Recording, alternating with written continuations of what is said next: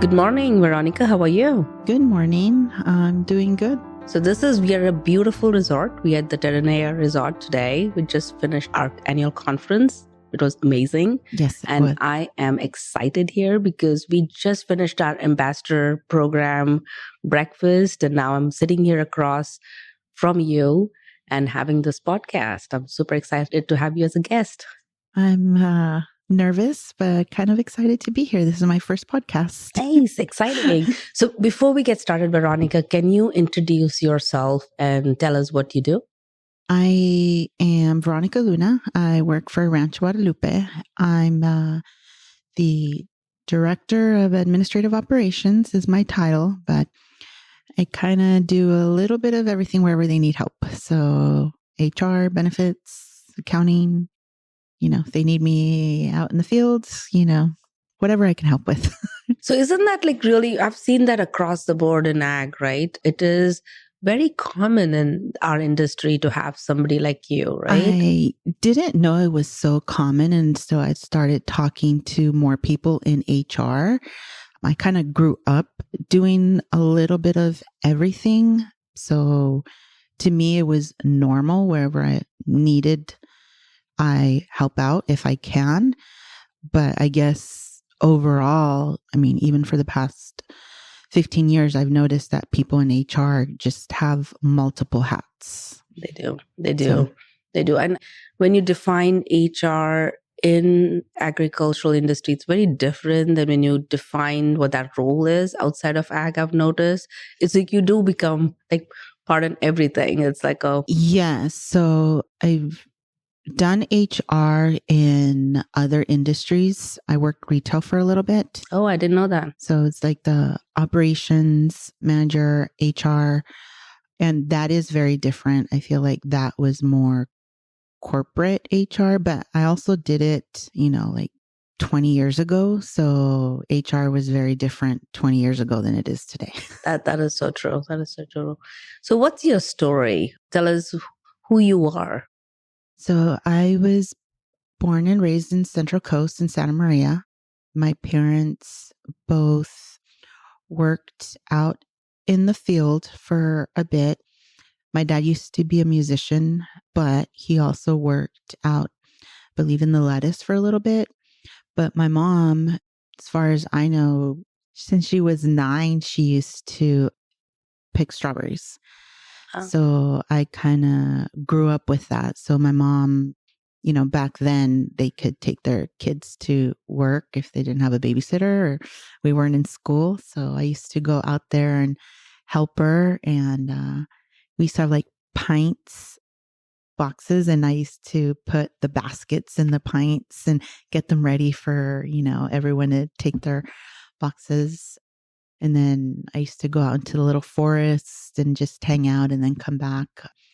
And then right around the time, I think I was 11. So my mom used to do that. And then she went and did some QC for companies like Giant. Mm-hmm. I don't know if that's familiar, from the Central Coast and some other places. And then when I was about 11, my parents got the opportunity to grow their own berries, and they started their own business. Mm. So I kind of just got thrown into whatever I can help my parents with. So my dad started growing, and my mom had gone back to school and got her certificate in bookkeeping so she can manage the business and go out to the field. So when she would get home, I would help her do payroll as best as I could. Which back then. So how old were you when you were doing this? 11. Oh, okay. Okay. I liked math. Yeah. So to me, it was just fun helping her out, because I used to also have nice penmanship. So they used to have me write the names on the checks. Yeah. She used to give me what I needed to do. So I used to help her out with all of that, and then the paperwork, the new hire paperwork, and I used to go help her. So this was when you were 11 years old? You were doing all this? Yeah. Oh, you've been trained for a long time. Yeah. So I did a lot of that stuff. So to me, it was just normal and helpful. And so I used to go to, I went to school, but on the weekends we would wake Help up and go out. with them because, ag has no holidays or weekends, Right. especially if they have their own business. Or the summer, I would go do all that stuff. So you've been like your mom, you said your mom started at 9. mhm. You started around the same time. I say not as heavy as my mom because my mom did it a lot. She was pulled out of school when she was in high school because back then it's like you have to work. Work. So she like literally worked all the time. Wow. I didn't. I went to school. My dad's thing was it's like you go to school or you're going to be picking here. Yeah. And I wasn't very good at it. Yeah. I ate more strawberries than I put in the box. It's like, go do your math. You cannot be picking strawberries here. But I mean, I helped out as much as I could and I learned. So it was me and my brother. He was 8. So he works at ag too. So it's kind of like you both stayed in ag. Mhm. That's interesting because sometimes when you go through your childhood and so involved, Mhm. it's like our scholarship in her yesterday. She said she wanted to go away from ag. Did you ever have that feeling? I did. So I wanted to be a lawyer since I was 5 years old. Oh, I can see you as a lawyer. And that was my thing. I was going to put bad guys away. Yeah. I want to be a lawyer. And I was like, when I get old enough, I'm going to be a judge. And, I had these things in my head. I went to Cal Poly for a year and then I transferred over to Northridge and I studied political science and got my bachelor's degree there. And then I was going to get my master's, go to law school. Things change. I met my husband. And then right around that time, my mom had a couple of accidents. So it was kind of like I needed to move back home just to help her out a little bit. And I told my husband, I was like, let's do this 5-year plan. I get to go and help my mom and then we'll move back. Well, we never moved back. I moved back to Santa Maria and I've been there ever since. So is that when you reflect back and what your life could have been, right? So it changed a little bit because of the circumstances. Do you ever think about that? I say everything happens for a reason. I'm actually glad that I went back because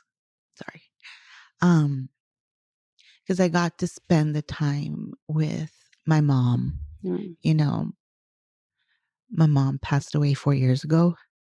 So I didn't think that they were going to be the grandparents that they were going to be. So we moved back, we bought a house, I got pregnant and my parents' excitement was like hysterical, over the top.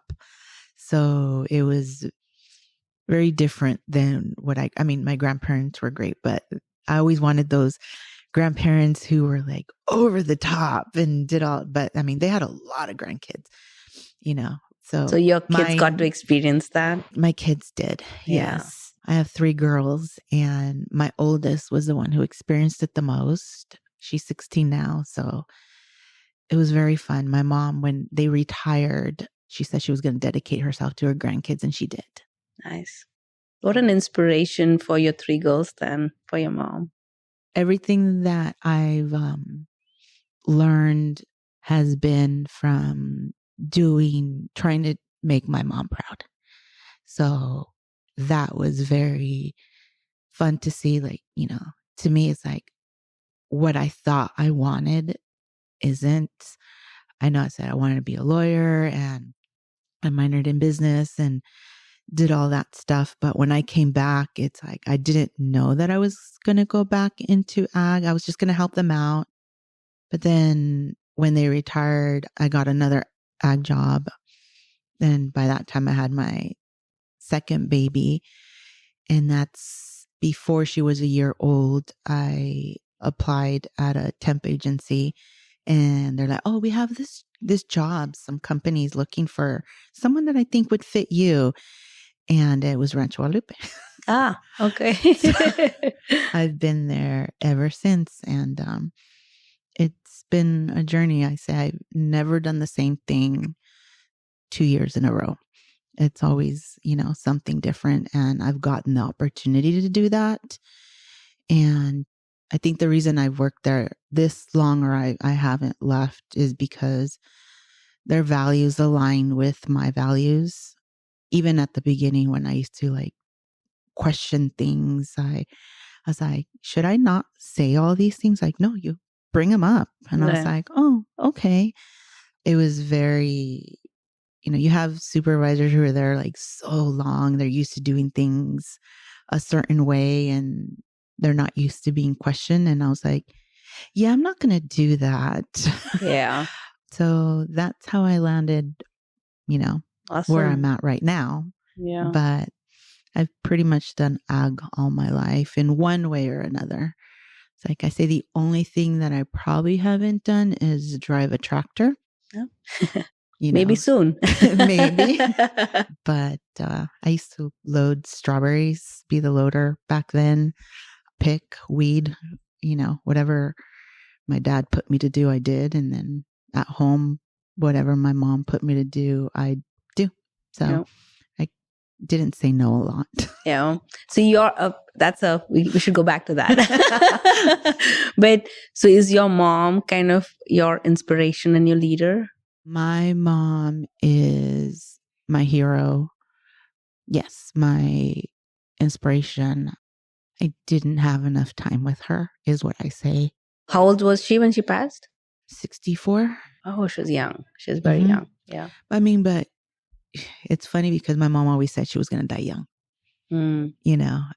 So I say everything happens for a reason because I wouldn't have changed being there for her. And, my bosses gave me the opportunity to be there for her. It happened during COVID. So, things were very different then. But that must have been harder. Yeah. It was harder thinking that we're going to keep her safe and keeping her away from everybody. Yeah. So it was your time with your mom. That was precious to you. And it was, she died 64, but she is who you think about every day. She is who's making you the leader and she's your inspiration basically, right? Yeah. To me, she was Wonder Woman. She couldn't do it all, but because she couldn't do it all and did everything for everybody, I feel like I've fallen into that. So it takes a lot for me now to kind of push back and think of me. So yesterday's talk with Cassie Holmes and the book, and she's like, what makes you happy? And I'm started thinking, and I asked her a question. It's like, how do you not feel guilty? Yeah. She's like, you go for your run. And she goes, that'll make you a better mom. She goes, you won't yell a lot or things like that. And I've been told that before, but in my culture, it's really hard. I want to go and make sure that my dad's okay. It took me a while to not go every day and make sure that the house was clean and he was fed and kind of do everything that my mom used to do. And I was like, I am stretching myself so thin. Yeah. I have work. I have the girls, my husband, my home, my dad. So it's still hard, but baby steps a little bit at a time. So Women Ag, I've been wanting to do that for a while. And it's like, what, if I don't do it now, I want to see what it's about. I want to see what it can do. I think it helped me speak up and be with other liked women that, I'm not alone. I'm not the same. Okay. It takes a lot for me to open up sometimes. So I pretty much sometimes sit back and a little bit more reserved. People sometimes may take that the wrong way. Yeah. I grew up being very quiet, but outspoken at the same time. Yeah. I had a boss once tell me, she looked at me and she's like, you're not quiet at all. I'm like, what's that supposed to mean? She's like, when you have something to say, you really have something to say. She's like, you sit back and listen. And, when you speak, it has value. That meant a lot to me, that I don't want to just speak with no context behind it. So I'll be quiet a lot. Yeah. Yeah. Because I noticed that in Women Act too, right? You're listening, but when you say something, it's a very thoughtful thing. You've thought it through. So I know you've been saying that you took care. You find it hard to say no to people and you take on a lot. do you feel like the Women Ag Academy has kind of helped you in that, to reframe that in your mind and not really feel that sense of guilt? Because that's a heaviness that we all carry, right? So I still feel guilty. I'm told a lot by my team because they'll come to me and be like, oh, I'm sorry, but I need some time off. I'm like, it's fine. I tell them to take care of themselves. Your family comes first. We got you. That's what a team is about. I want to help you. But then I won't turn around and do it to myself. So I'm really, really trying. And Women Ag is really kind of pushing me to that direction to do it for myself. Because otherwise you lead by example. Right. And I want them to be okay with, taking that time off. And I really appreciate my boss because, he'll look at me and he's like, it's fine. Yeah. But I know it's hard for him to do it too. And it's like, so it's hard for me to disconnect, but that's just the way that I've grown up. Yeah. So it's kind of like, he does it, I do it, it's okay. But then I want my team to like, if you're asking for a day off, take it off. Take it. Yeah. But it has helped me, but the guilt is still there. I just do it. Yeah. So you're trying one step at a time, right? Yeah. Even like this, I'm here this week. I know there's a lot going on. Yeah. But before I left, it's like, so I'm thinking about not coming in on Friday and taking the day off. He's just nodding his head, of course, and I'm like, no, I think I should go in. And I was like, it's going to force me to just tomorrow chill a little bit. Chill. Yeah. And I'm like, I'm going to have to tell someone I'm not going in. Otherwise, I'm going to go in. Because I've said I'm not going in. And then I'll still go in, or I'll work remote, or I'll still be available. That's just how I'm used to doing things. So the guilt's still there, but I just push through it just because I want my team not to feel guilty, because they shouldn't feel guilty. And I know I shouldn't. Yeah. But it's just ingrained in me to try to be there for everybody. Right. And you have 3 daughters, so you're that to them too. I do. And I'm building a mini me. Unfortunately, my oldest is an overachiever. She wants to do a lot of different things. And before, they're like, can I just not go to school? I'm like, no, you need to go to school. We go to school because if you can't go, I want you to be okay missing it. But I'm trying to rewire my brain in that aspect of where she's like, I just need a mental day off. And I was like, okay. So for Valentine's Day, my husband was off. I went to work, but she's like, can I just take tomorrow off? I need a mental day. And she has a lot going on. She's in high school, right? She's in high school. She has a 4 GPA, something high. She's concurrent in college classes. She does sports and volunteers and all that stuff. So she's a high achiever. And I saw her and I was like, you know what? Yeah. You want to take tomorrow off? And she's like, really? And I told my husband, and he took her archery because that's their thing. And she had a nice day. And, Dad and that daughter. made me feel good. I was like, you need that. Sometimes you don't have to be physically sick. Yeah. Yeah. That is so true. To recognize that in all of us and do it. Yeah. I told my 2 little ones, do you guys want to take the day off? But they were having something fun at school. So they're like, no. I know the best memories actually my kids have is my husband used to do that during the day. He used to one day just go surprise them, go to the office in the school and tell them that he's pulling them out of the school, and used to buy tickets to Disney and just take them. So one at a time. Just go. So they didn't know. He used to go into the school office and say, hey, can I have the kids pulled out, or just one at a time, and just surprise them with a trip to Disney. And they're like, oh, this is in the middle of the day. So those are their best memories. Oh, I should do that. Yeah. I mean, I know we've done a couple of things. I mean, for the conference in Hawaii a couple years ago, I brought them. Yeah. And my little one was only 3 at the time, but she remembers it. What about She's that? like, can we go back to Hawaii? So that was exciting because otherwise I would never be doing something like that. It's really hard for me to take time off. Growing up, we didn't really have vacations. I think our first vacation was when I was like 17 years old. But yes, those are the memories the they remember. memories. Yep. And I know my mom used to do that. Little things. You don't think about it when you're little, but my dad was a musician, so he used to tour. And we stay with my mom, and I remember those, like just staying in bed and watching TV, and she'd like bake a cake or something, and it was fun, just sometimes you don't need those little things that we do with those are fun ones.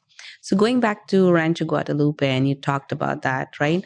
So the culture of Rancho Guadalupe, so me knowing a little bit of that, it's really inspiring to kind of see what you guys do, because the reason I say that is when we look at your claims utilization as we provide health insurance and look at the claims data, when an employer treats the employees in a way they should be treated, in a very empathetic and a human way, it actually has an impact on the utilization and the claims. So we see that on the data. Okay. So we see Rancho Guadalupe is, when you look at the loss ratios, right, the contributions coming in versus the claims and what that looks like, consistently, year after year, since I've been involved and since I've known Rancho Guadalupe, you guys perform very, very well. And I actually use that as an example because I feel the reason behind that is I know your culture and I know how you treat your people, and that is reflected in numbers. So it's so awesome to see that.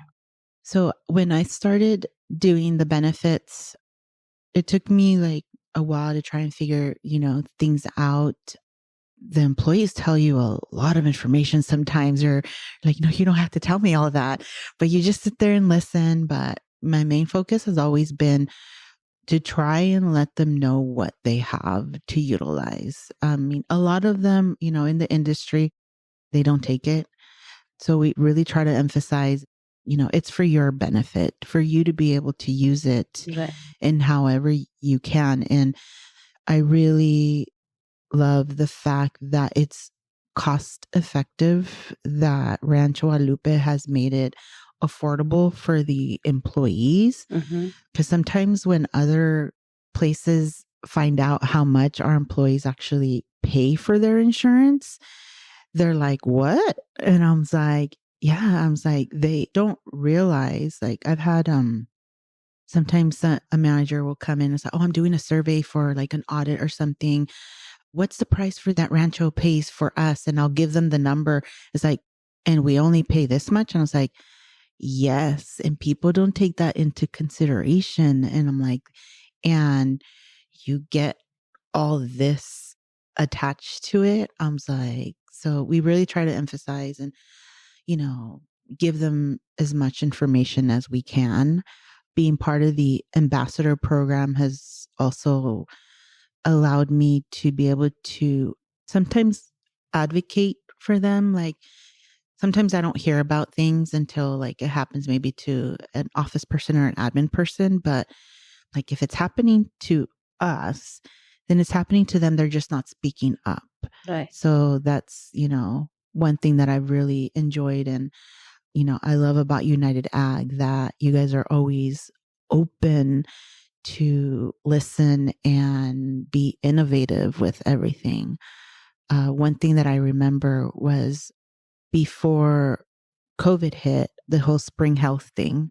That was because of Rancho Guadalupe and AJ. So around that time, I hope this person doesn't, I won't name names, but so I was having a really hard time myself, but I just dealt with it. Before my mom, my cousin, who was like my big brother, he was my best friend. I was having problems and he passed away 1 year before my mom passed away. So I was having like a lot of problems. Grief. And I needed to get some help.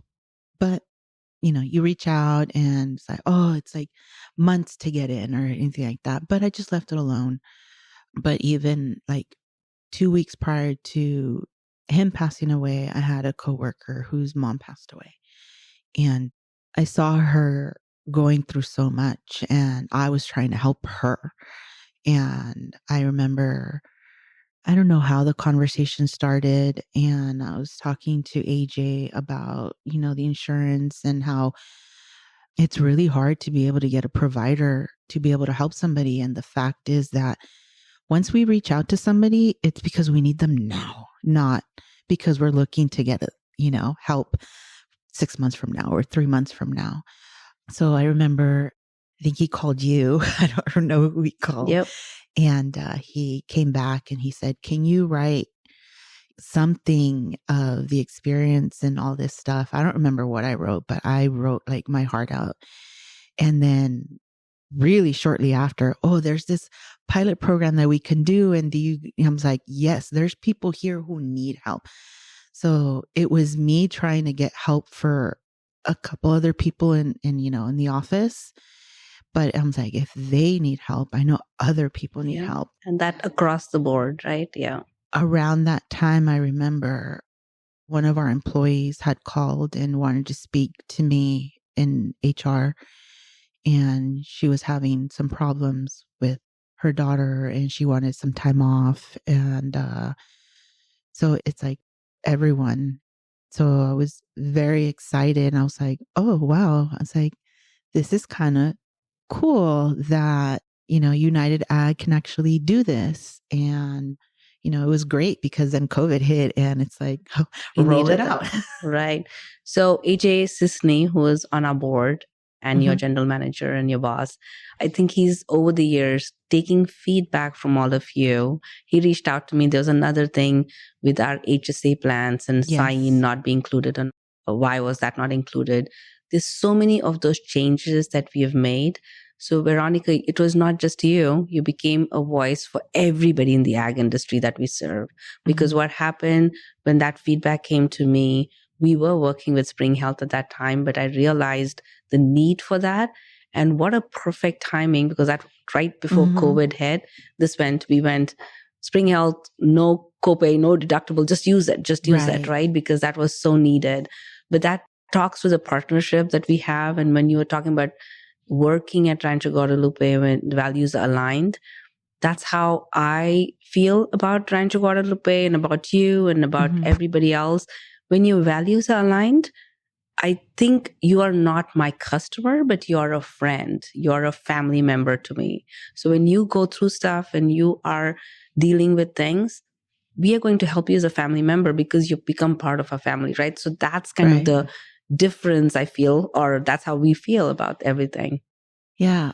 I've had like other people, it's like, do you want to hear about insurance? And I was like, no, I'm like, I'm part of a family. I hear all these things about, insurances. And even when I brought Anna on board into HR and started introducing her to insurance, I was like, you know what?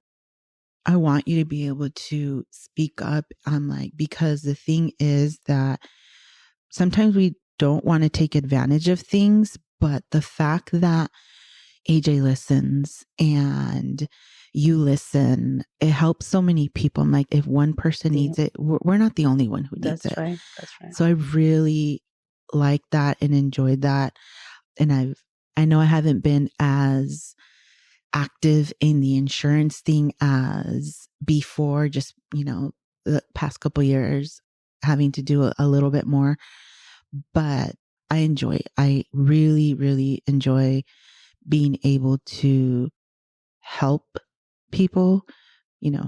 I like my job and I do a little bit of the accounting and all that stuff, but just sitting there in front of a computer for hours, I do it because I want to make sense of things.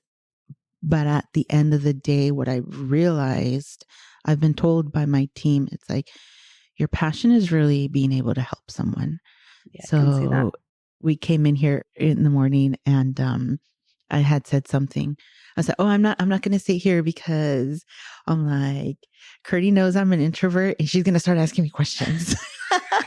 And then Rocio goes, you're an introvert? And I was like, well, she's like, I feel like you and Veronica from Innovative. Yeah. She goes, you guys like Talk. speak up and talk. And I was like, the thing is, like, if we're in a room together and we're giving a task and nobody is willing to step up, I'm like, fine, I'll do it. Not because like, fine, I'll do it. I'm like, because it has to be done. Right. But in a large setting, I will pretty much sit back and just listen. But if I have something to say, I've learned to speak up. My mom did teach me that.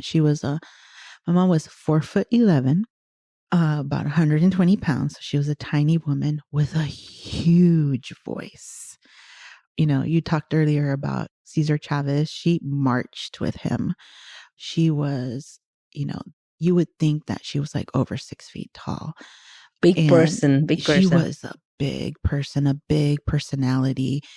And she had to be. I mean, she was in a predominantly male role environment, being the boss. And my dad was there, but sometimes had to go to like meetings or whatnot. And she stayed there and leaded. So that's what I saw. You know, growing up, I was really quiet and shy, you know, just do what you're told. But her, both and my dad always is like, you have a voice, use it. Nice. So that's what I kind of teach my daughters as well. You have a voice, use it. Sometimes my oldest uses a little bit too much. But what a great message. But she does. Yeah, that's a great thing, right? I mean, yeah, we all have a voice and we should use it to make a difference. I think we're doing that in every ways. You, right? I mean, that's awesome. I mean, that's what I try to tell my team. Like, I have something, but I'm not. I'm like, say it. Yep. Just say it. I listened to some podcast some years ago. I can't remember who it was. She had like a 5, 4, 3, 2, 1 rule. It's like, if you don't say something within 5 seconds, you're not going to say it. So I tend to do that sometimes, especially when I'm sitting with AJ and we're meeting. And I think he says he knows me pretty well, but he knows that I want to say something. And I'll sit there and I'll say, I have something to tell you. And he'd be like, yeah, I know. And I'll let him know whether, you know, good, bad, and the ugly. But I know that he'll listen, as well as Jim. They listen, they take the feedback. They're appreciative of all their employees. And I think that's why sometimes it's tough when it might not be reciprocated by, you know, some people, where it's like, really? You don't even know the half of it, of how much they do care. And I think that's why you know, as tough as it is, I like working there. You know, sometimes we all say, it's like, oh my God, I just hate my job right now. But then I get to do, our payroll manager sometimes says, I have something fun for you. For her, something, she knows that for me, something fun will be like an HR issue or payroll issue, because it's easy and I can help somebody. Yeah. But right. I really do like developing people. I feel like that also helps me out. Nice. Thank you, Veronica. You said this has been amazing. This has been inspirational. Like even just listening, and I've known you for so many years, but I learned so much. Kudos to have your mom for teaching you all this. And kudos to you for now having that voice to say this to everybody else. So thank you so much for joining. I hope you enjoyed this as much as I did. I did. Thank you for asking us to do this. I was hesitant, and then kind of pushed myself. You're going to come back again, right? Like, if you'll have me, I don't know what else I can say. Yeah, I think you have a lot to say. So thank you so much. Thank you. Thank you.